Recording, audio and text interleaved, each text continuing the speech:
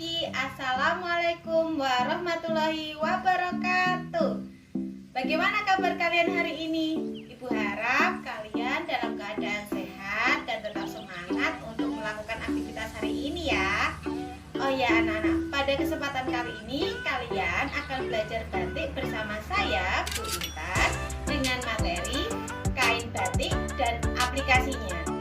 Mau tahu seperti apa materinya? Yuk kita simak video berikut ini ya. Materi kain batik dan aplikasinya. Ini kita akan mengenal produk batik dari berbagai benda di lingkungan. Batik itu adalah kain bergambar yang pembuatannya secara khusus dengan cara menorehkan malam pada kain, lalu diproses dengan cara tertentu yang memiliki kekhasan. Apa khas dalam sebuah batik itu? Khas batik itu adalah proses pembuatannya dengan malam dan menggunakan proses pewarnaan tutup celup.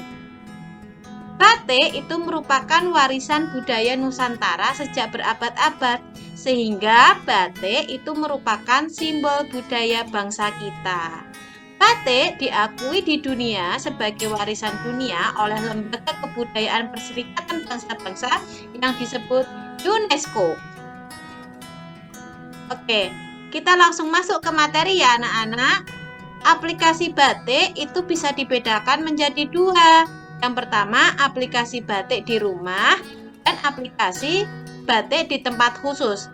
Aplikasi batik di rumah itu bisa berbentuk perabot rumah tangga, lukisan batik, atau batik sebagai benda hias. Sedangkan aplikasi batik di tempat khusus itu bisa digunakan untuk upacara pernikahan, pesta adat, atau mungkin pementasan di panggung. Nomor 1. Aplikasi batik sebagai perabot rumah tangga.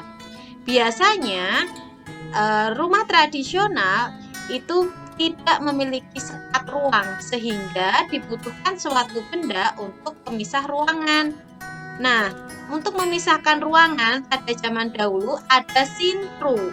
Sintru ini bagian pinggirnya, ini anak-anak bisa dilihat ya, bagian pinggirnya itu terbuat dari kayu, ada yang modelnya diukir, ada yang tidak, dan bagian tengahnya diberi kain batik. Ini contoh yang lain ya anak-anak. Yang kedua, itu ada lukisan batik. Lukisan batik digunakan untuk menghias ruangan. Gambarnya biasanya berupa pemandangan atau tokoh-tokoh wayang.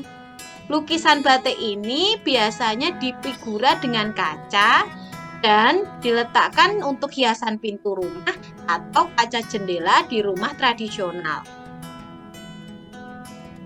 Yang ketiga, batik sebagai benda hias. Agar ruangan kita indah, ruangan perlu dihias dengan kerajinan. Batik sudah dipakai sebagai bahan hias seperti taplak meja, gorden, dan spray.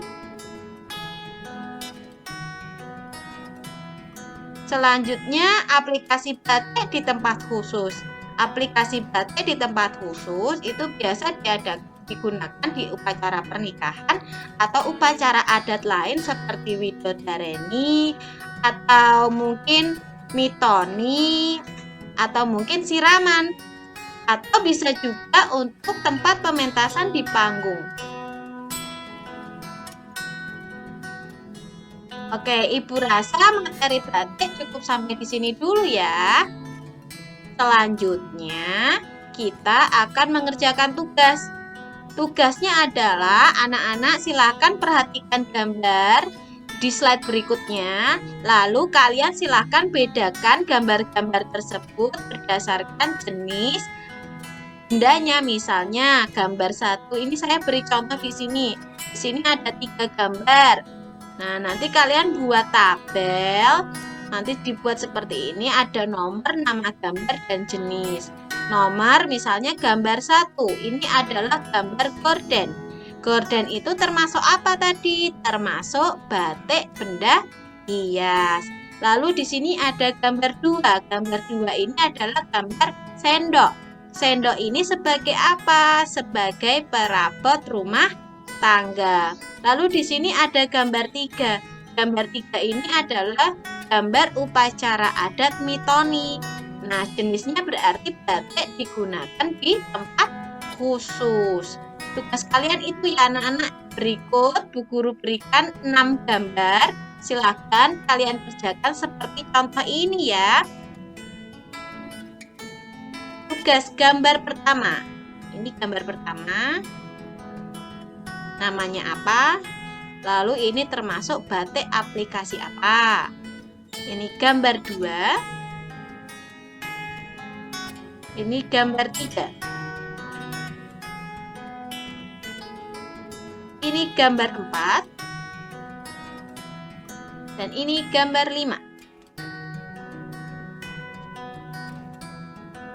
Ini gambar 6. Oke, nanti silahkan kalian buat di buku tugas kalian. Gambar 1, gambar 2, gambar 3, gambar 4, 5, dan 6. Dibuat itu nama gambarnya apa.